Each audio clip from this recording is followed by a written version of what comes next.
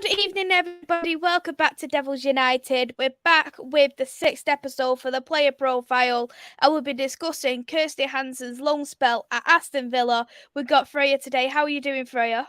Yeah, really well, thank you. Thank you for having me on. How are you? I'm very well, thank you, and it's a pleasure to have you on. Thank you for taking the time to come on as well. Yeah, no worries. Absolute pleasure. Anytime.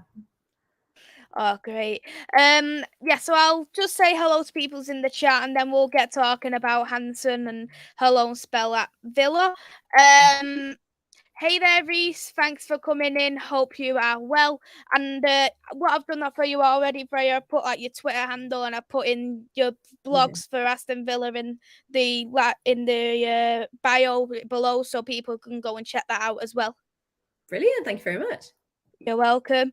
Good evening, Ravi. Thanks for coming in. Hope you are well. He calls me MUFCMais just because of Mason Mounts joining Man United today, and I started calling him MUFCMais, so he's got a new nickname for me. Good evening, Niall. Thank you for coming in. Hope you are well. Good evening, Luca. Thank you for coming in. Hope you are well. Good evening to Andrew. Thanks for coming in. Hope you are well. And good evening, Liam. Thanks for coming in. Hope you are well. So we'll discuss about Hanson because for me, when I watched it, I thought she had a terrific loan spell at Aston Villa. And I think she really slotted into the team perfectly.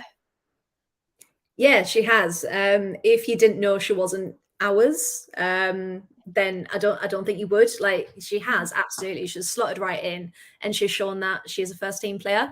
So if we could just keep her, that would be great. Thank you.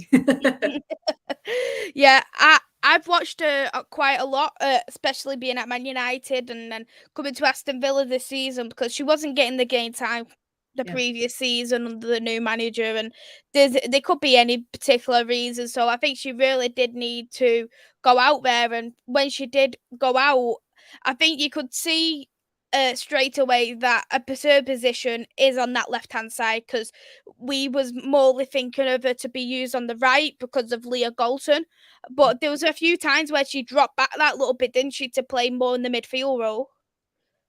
Yeah, absolutely. And to be able to have that diversity and to be able to link up with your Kenzadalis and your Rach Dailies, to be able to have that movement.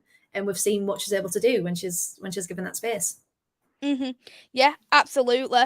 Do you think that she is better on that left-hand side, or would you say she could probably use both her feet? Let's have a think. I think she probably use both, to be fair. But like you said, we have primarily seen her on the left. And I know all the games that I've been to actually in person, just watching her live is just phenomenal. It's something else. So I like her down that left. Because if you look, I'm thinking of last game of the season against Arsenal. There was hardly anyone there marking her. She had that whole left-hand side to herself. So yeah, she knows how to use the space. And yeah, it really pays off, doesn't it? Absolutely. Just want to say hey there to Martin. Thanks for coming in. Hope you are well. One thing as well that I noticed about Hanson, she is a big team player at Villa this season. Like, she scored, I believe she scored both games, didn't she, against Manchester City? This was the first time for Aston Villa that you didn't that you basically done the double. You didn't lose both games against Manchester City, and she was a key player. Even though it was I can imagine it was a sore loss, that 1-0 defeat against Chelsea. She was a world beater, I'd personally say, in that game. Yeah, I mean, so that game in particular, I was fuming. I was driving back home and I had it on the radio, so I wasn't able to actually see the action, but just the commentary on it, and just seeing that excitement as well was phenomenal. And I was just willing them to score, to get forward. But if you think of where Villa were even last season, or even a couple of seasons before, to lose just 1-0 to Chelsea and to have it that tight as well, I think like that's a loss we can be proud of, if that makes sense, because we pushed it right to the very end. And I remember when that goal went in, it was just like, oh no, why has it got in? But yeah, so it's that quality, and she's brought that extra bit of something we didn't know we needed this season, definitely. I think Aston Villa in general, though, has really stepped up massively because we knew the season before, not one just gone the season before that, you finished around, I think it was 9th place. Yeah. And I think this season you were the real dark horses, bringing in fantastic signings, taking away Kirsty Hanson, bringing in Rachel Daly, Jordan Nobbs, Lucy Staniford, and I think players have stepped up like Kenzie Darley. I think she's been a fantastic player this season. Yeah, absolutely. I mean, when Carla took over and we kind of knew straight away kind of what her game plan was, we knew she wanted to build. She could see her focus. The team knew, the fans knew. And I think that's why we've trusted her since the beginning, because she's been so transparent with us. And so the fact that she managed to bring in Rach Daly from Houston Dash, and then in Lindsay, who do the whole 115 yards together, we were talking in the winter transfer window. We're thinking, right, okay, Jordan needs game time if she wants to make the World Cup, and would love to see Lucy Staniforth as well, because again, at United, wasn't getting the game time. We're like, right, okay, those two, if they're going for a push, Villa's the place that they can get the game time. And then a couple of weeks later, it was announced that they'd signed. So we've clearly got a crystal ball that we're using for transfer. But yeah, I think, and with Kenza being French international as well, all of the quality that's in that team, they're able to now work together because the quality of the team's building. So their connections are getting better, and just the way they play is just of a much, much higher quality now. It's fantastic to see. It is absolutely fantastic to see. And I think with the right signings, you can push even more further as well. And as you've said, that you have pushed the stronger teams in the WSL, like both the games for Manchester United, the away game for Manchester United, it was a real struggle for us to get that win at the very last minute. You got a fantastic win against Arsenal as well. Manchester City was great. FA Cup semi-final against Chelsea, and I think this is the kind of competition that you do need. Get a backing of a fantastic manager, and I think she does really have that pull. And I think you can kind of see that she does have plans of what she wants to do, because it's not necessarily that like in the next 2 years you're going to win the league, but she wants to aim there to win the cup. She wants to go into the Champions League, and I think the direction that Aston Villa is going, I think that season or the season after, that can be a real potential. Yeah, definitely. And the fact that we've even got that as a possibility is phenomenal, because like you said, finishing 9th, 10th in previous years to then go up to 5th. And actually, it was quite interesting what she said in an interview. It was, even next year, if we stay at 5th, that shows consistency.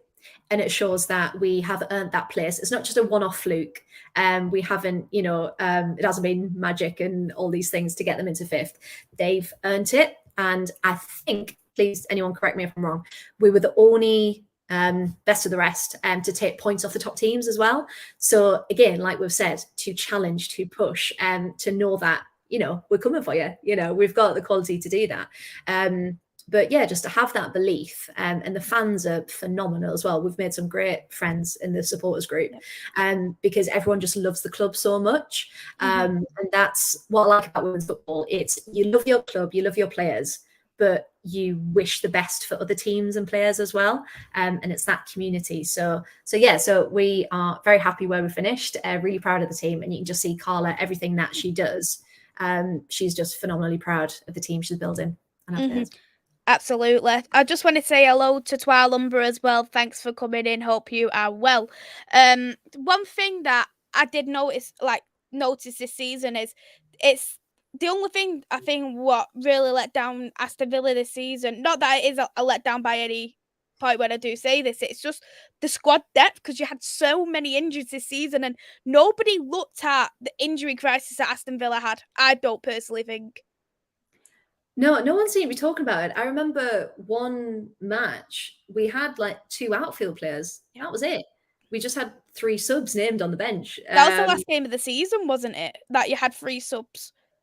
It was, so we started off with hardly any, and then we grew, and it was great. But yeah, at the end of the season, again, like protecting Jordan for the World Cup, and lots of other injuries. Rusha, we just wanted to wrap in bubble wrap, and hopefully we've done that for Ireland in the World Cup as well. But yeah, it got to the point where things looked quite bleak. And then when Kirsty Hanson couldn't play against United, our games there, you know, I don't know if you're going to talk about this, but like the gap when she couldn't play, like you could see it. So I think that's cemented as well. She was definitely part of the team because we noticed when she wasn't there. Yeah, because I'm trying to. Who was the backup for Kirsty Hanson? I'm sure it was a younger player, wasn't it? When you played against Manchester United, I think it was it one of more the academy people? Is she called Olivia? It was. We had. I think it was Freya Gregory was meant to come in, and then she got glandular fever. So then she was out as well. So it was, again, at the end of the season, it was like, oh, okay, so we've got that person out. Who are we going to bring in? So again, diversity of the squad. Everyone shuffled about a bit, and you know, we're able to still do it and compete. So, but again, I think that shows the players' love for the team as well. Like, yeah, put me anywhere, just, you know, get me in there, and let's do it. Do you reckon, for you, do you think Kirsty Hanson will probably sign permanent at Aston Villa? Just because, personally for me, I'd like to keep her at Man United, especially with the first time being in the Champions League. And I think apart from this season, we have had struggles with squad depth ourselves. And but I do think for me is with Kirsty, and I don't know how much you've seen on social media as well, and about Kirsty Hanson herself, but I've been reading a lot of permanent that she is wanting to stay permanently at Aston Villa.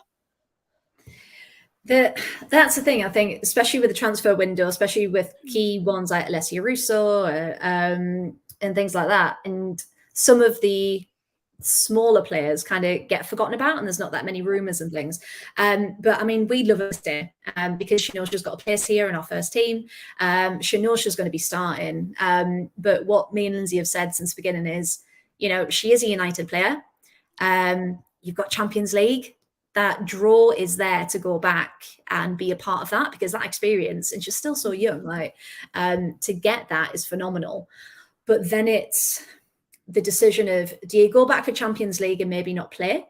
You're still on the bench, maybe get some minutes, some time, or do you stick with a team that gives you the minutes and that family support and that bubble, but aren't in Champions League, so you continue to build? So it's that. It's a really hard choice for her. So I could see both sides, to be fair, but yeah, we really, really want her to stay. She's phenomenal. Yeah, absolutely, and I can understand that, and I can see like the way how Carlo Waddy's playing at the moment. Any player would want to be in a kind of philosophy, and I think it shows a lot when you're bringing in players out of the Champions League to have that kind of pull to say, right, come and join me.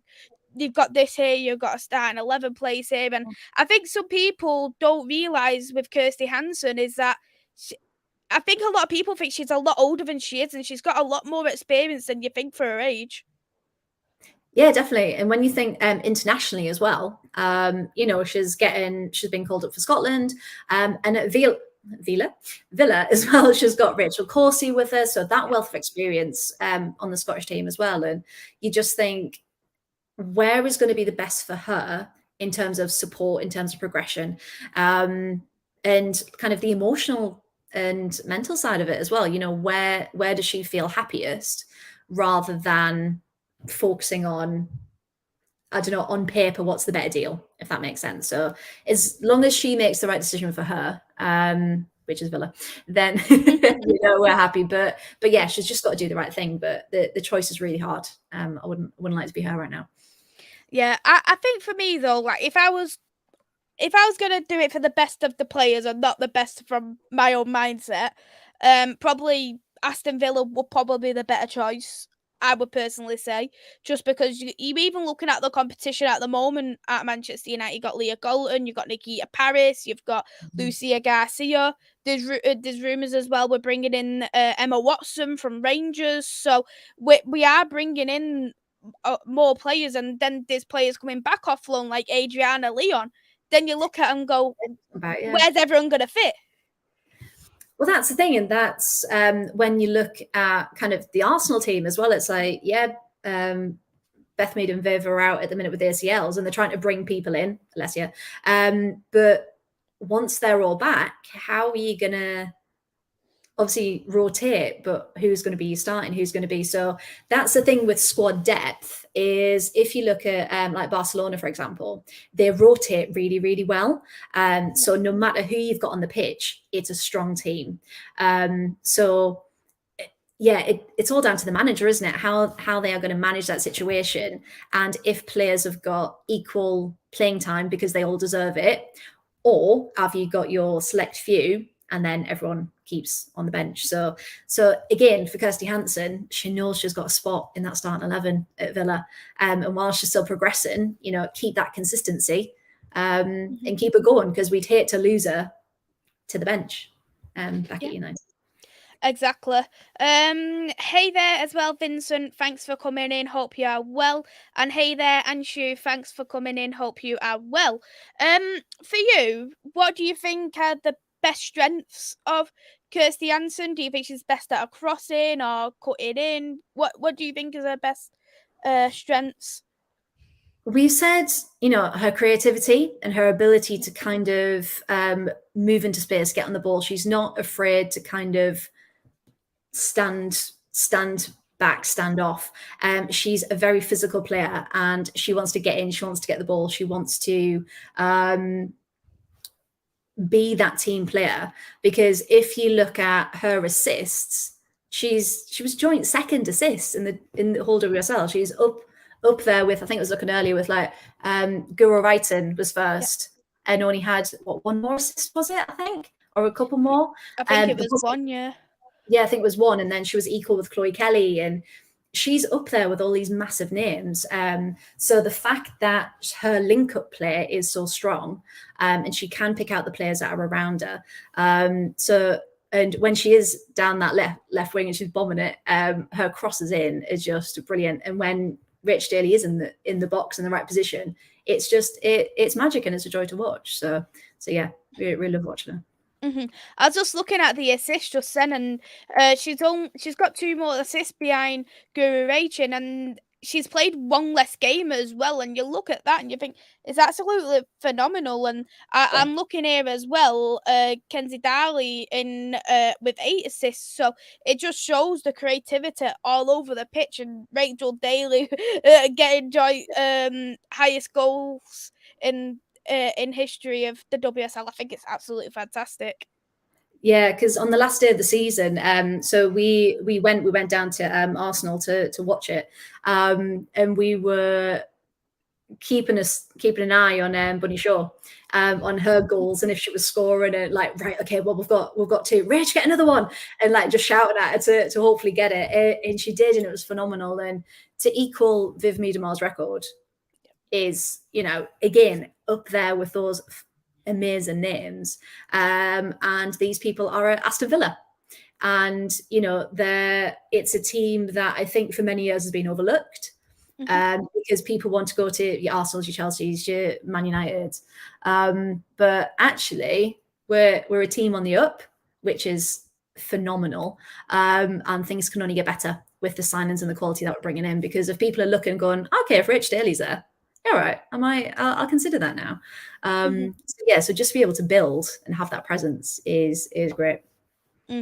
Yeah, exactly. And I think as well as Rachel Daly, you've still got some fantastic names already in that squad. And I know you've recently signed a goalkeeper from the Netherlands who had a fantastic tournament in the Euros.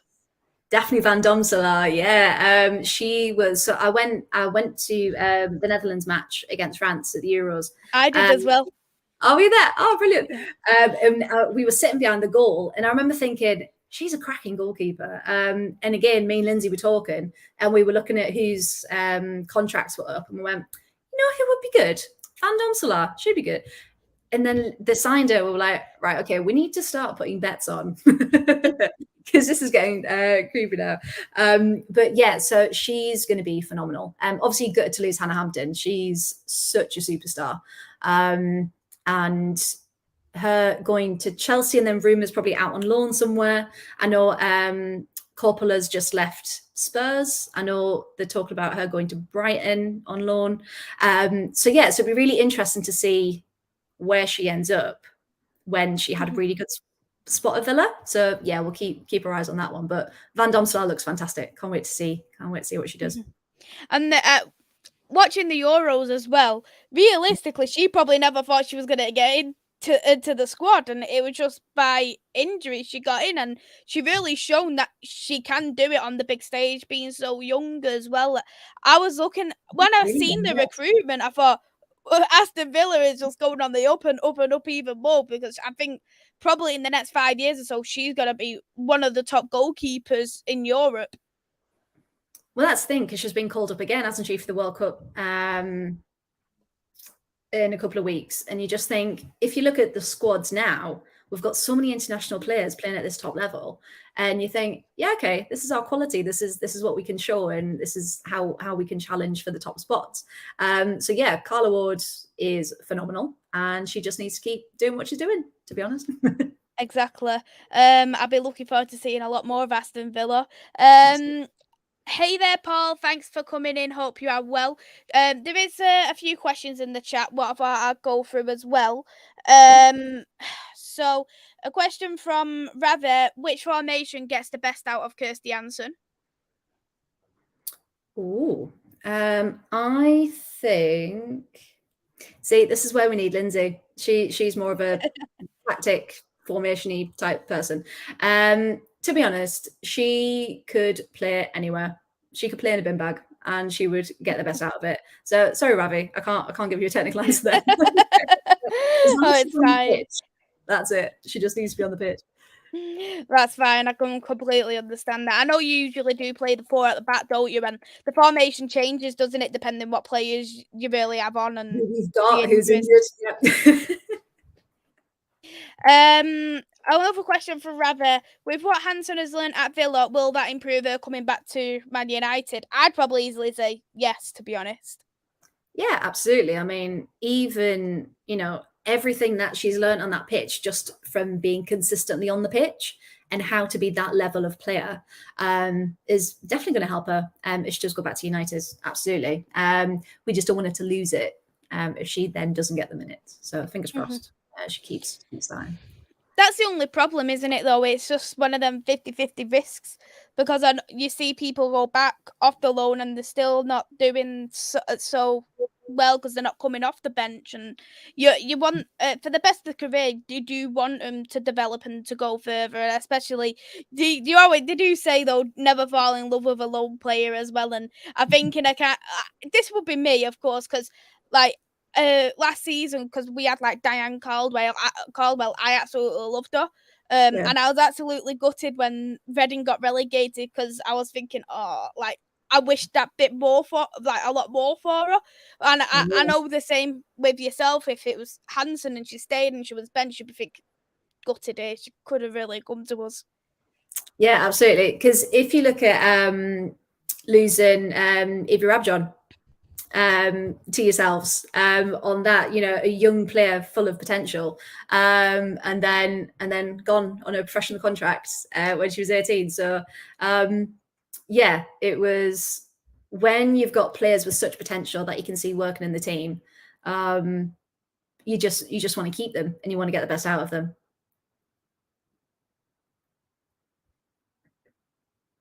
Maisy, have I lost you? Or have I gone?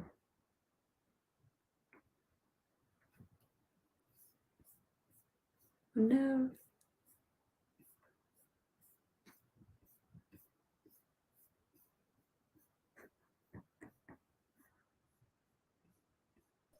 Hi, I'm so sorry about that. Me and hello. I've been an absolute pain. Just think I'm going to do a one-woman show there, practicing my job.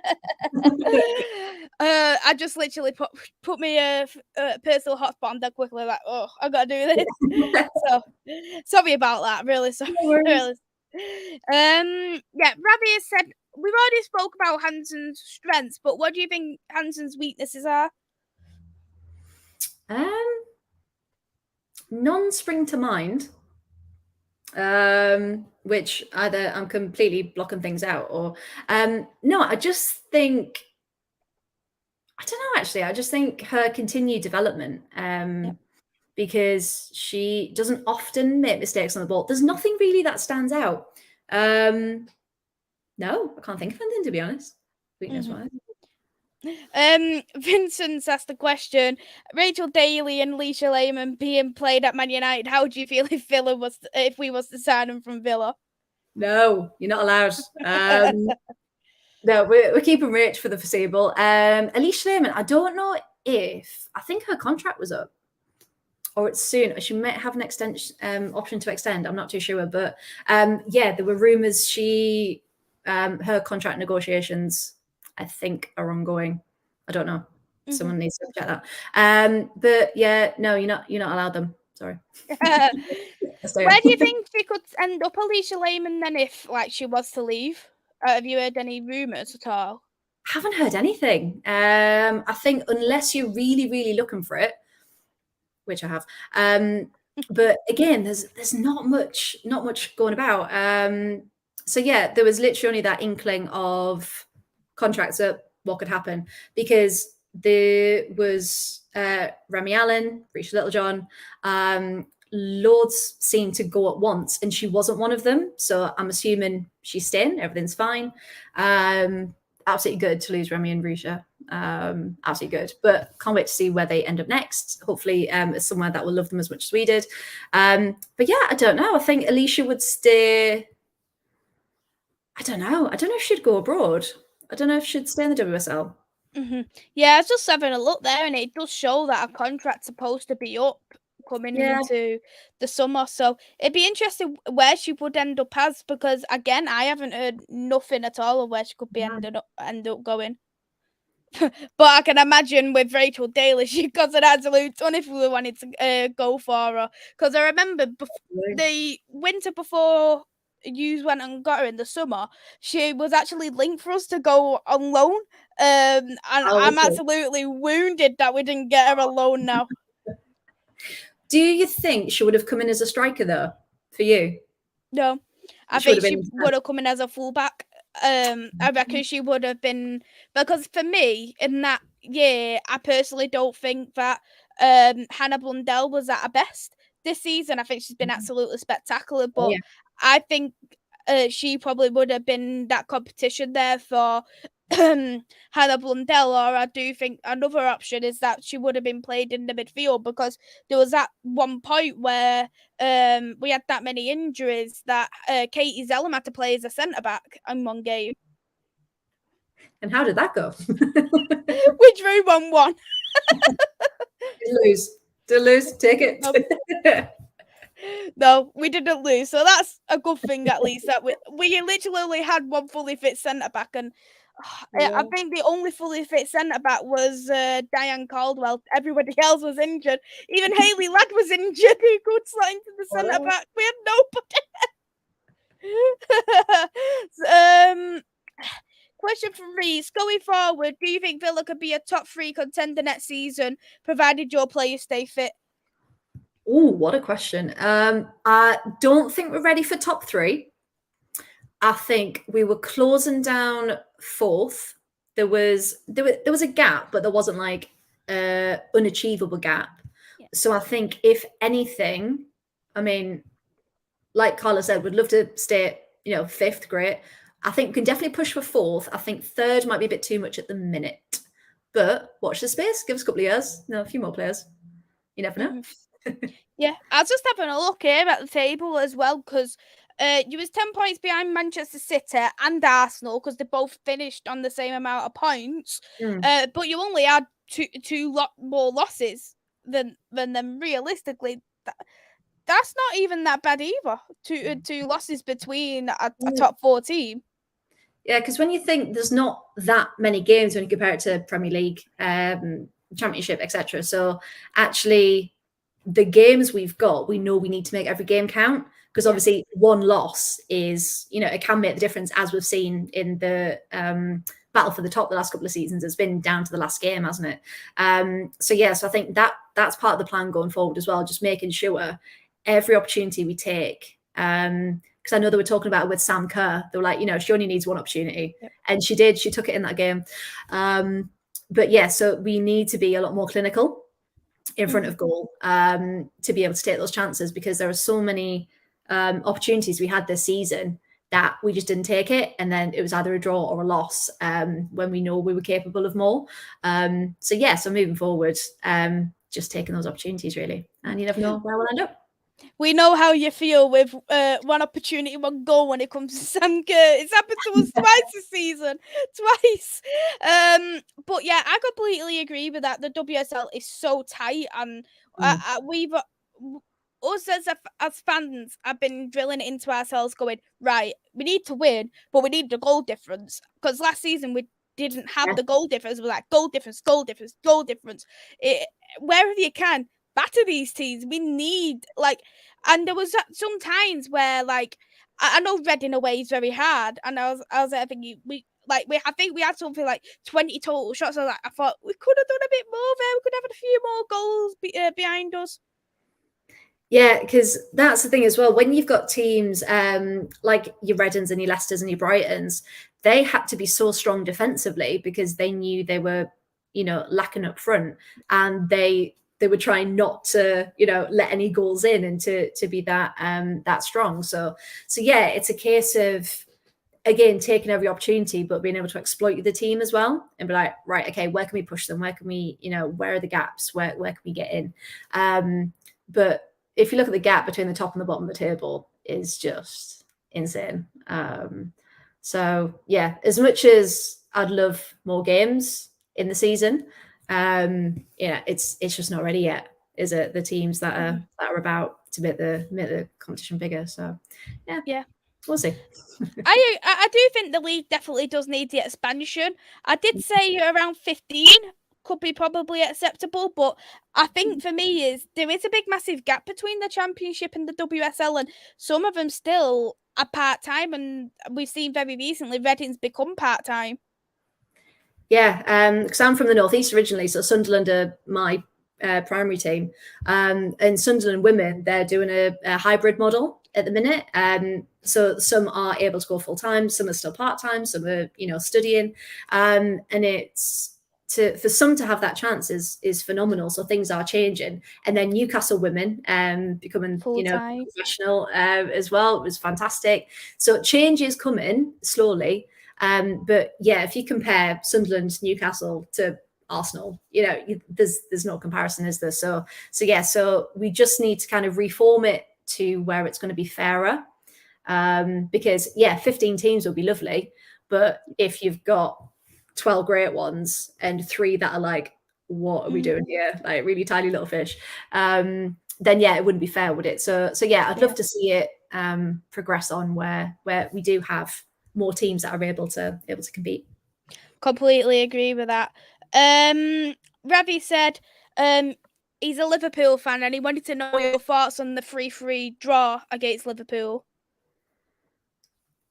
I was there for that game, and I was sitting, I don't know how I managed it, with all the Liverpool fans, and they did not stop singing. So shout out to the Liverpool fans in that match. They were phenomenal. I think because it was at Villa Park as well, I think like there was a lot of expectation, and we didn't seem to really settle in that match for like the first 20 minutes, I think. Thinking back to when we were writing the blog and we were like, actually, did we show up for the first, was it nerves? What was it? But the fact that Liverpool, were able to get 3 against us were phenomenal. And the fact that we could come back to 3-3 shows that as well. So I think that could have been a game maybe last season where we would have gone, oh, okay, how can we come back from that? So I think the draws against those teams and coming back from such a difference shows as much as winning or losing them as well. But yeah, that was a phenomenal match.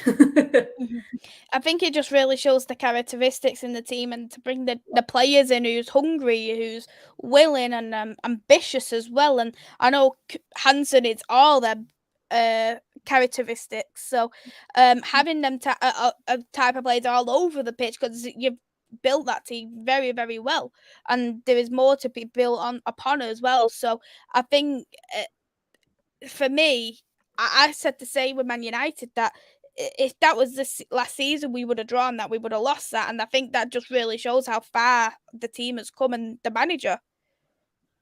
Yeah, definitely. And like I said before, Carla Ward has a plan. She knows the type of people, and she wants the right people to come in, rather than the name, or what they're most famous for or anything like that. She wants the right people, because she knows that team mentality is worth more than maybe one player being better than everyone else, that kind of thing. So yeah, she's really building a family there. And I think you can see even her interactions on social media and things when Rach and Hannah and Jordan got called up for England. She was like reposted everything, being like, really proud of you, well done, deserve the call up. And she's genuinely so proud of her players. And I think more managers would be lovely to see that more compassionate side from them. Yeah, I completely agree with that. And with that, we will wrap it up. Thank you so much, Freya, for taking the time. I've really enjoyed the chat and to learn a bit more about Hanson as well. Yeah, it's been lovely. Thank you very much for having me on. You're welcome. Would you like to shout out your socials and your blog channel as well? Because I've read a few of them and they're very good. Oh, thank you very much. Yeah, so we are the Hull 115 Yards. We cover women's football from the WSL right across Europe. We are on all of your favourite social media. We are learning TikTok because we're a bit old, but we are on there, and we just love being a fan base. By the fans, for the fans is our little tagline. So yeah, so me and Lindsay, come and give us a follow and come say hello. Thank you so much, and go and check Freya's details out. It's all in the description below. So thank you very, very much, Freya, for taking the time, and thank you everyone for watching. Take care, everyone. Bye bye.